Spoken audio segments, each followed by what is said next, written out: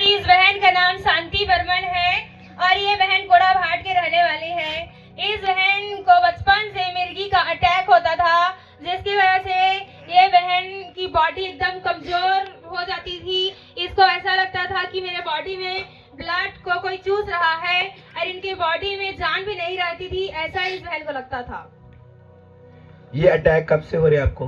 बचपन से। क्या बोला? बचपन से। आगे?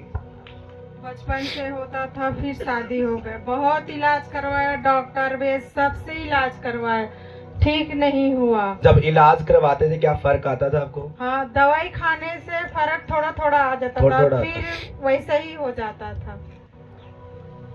और जब आप मेडिसिन लेते थे, घर वाले आपको लेके जाते थे, तो आपको क्या बोलते थे आपके घर वाले? आपके दिमाग में क्या आता था? मेरे दिमाग में ऐसा चल रहा था कि मैं कुछ खा लूं और मर जाऊं, ऐसा। हालेलुया। आगे? जब मिर्गी का अटैक होता था इस बहन को, तो ये आधा घंटों तक बेहोश रहते थे, इनको कुछ भी होश नहीं रहता था।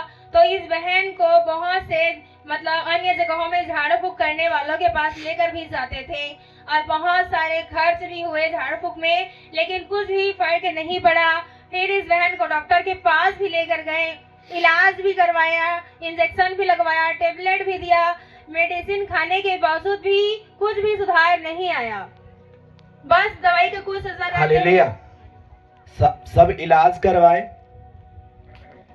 लोगों ने सलाह दी होगी, ऐसा करो, ऐसा करो, ऐसा करो।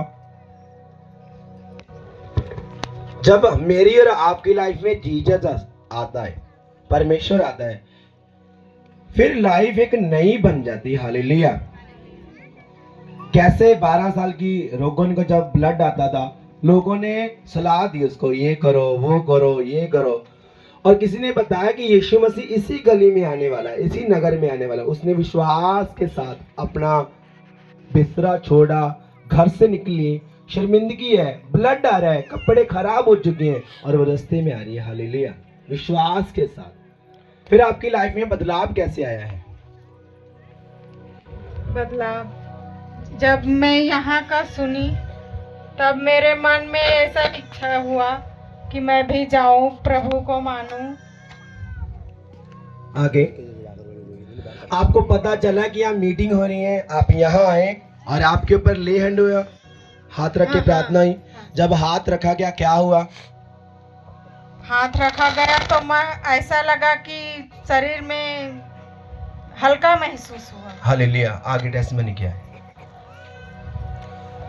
जब तक दवाई का असर रहता था, कुछ टाइम तक तो ठीक रहते थे, लेकिन दवाई का असर खत्म होता था, फिर दुष्ट आत्मा का अटैक होने लगता था और मिर्गी बहुत ज्यादा आती थी इस बहन को।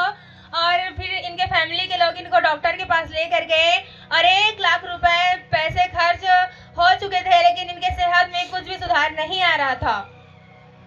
जब इस बहन को अटैक होता था, तो ये बहन कुछ भी काम नहीं कर पाते थे। तो इसके घर के लोग बोलते थे कि मतलब इनको क्यों शादी करके घर में लाए हो, ऐसे बोलकर बीमार रहते हैं हमेशा बोलकर। तो इस बीमारी की वजह से बहन ने अपने सारे गहने को भी मतलब बेच कर इलाज कराया था और फिर भी ठीक नहीं हुआ और फाइनेंशियल स्थिति पूरा खराब हो चुकी थी और अपने सारे गहने को भी बेच चुके थे इलाज में।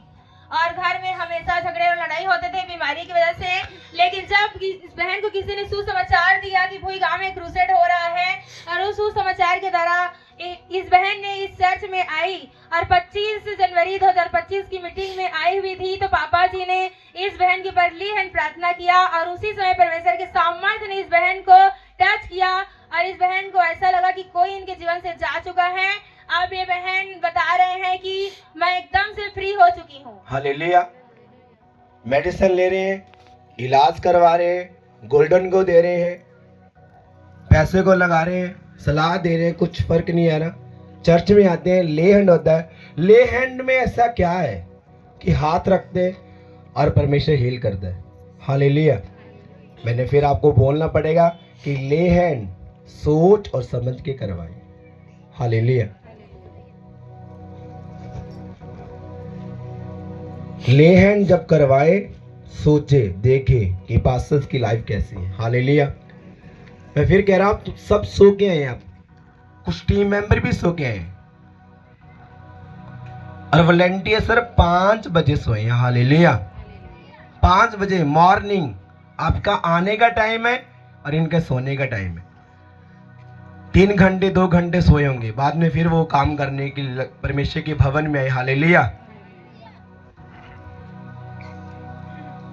जो लोग बीमार हैं उनको क्या कहना चाहते हैं, क्या सलाह देना चाहते हैं? मैं ऊंचा बोलो, ऊंचा मैं बोलो। यही सलाह देना चाहती हूँ कि नजदीक रहने दो ना, मैं बोलो। यही सलाह देना चाहती हूँ कि प्रभु की विश्वास करे और प्रभु पर विश्वास करें, प्रभु आपको चंगा करेगा। चंगा करे। हालेलुया। आमीन।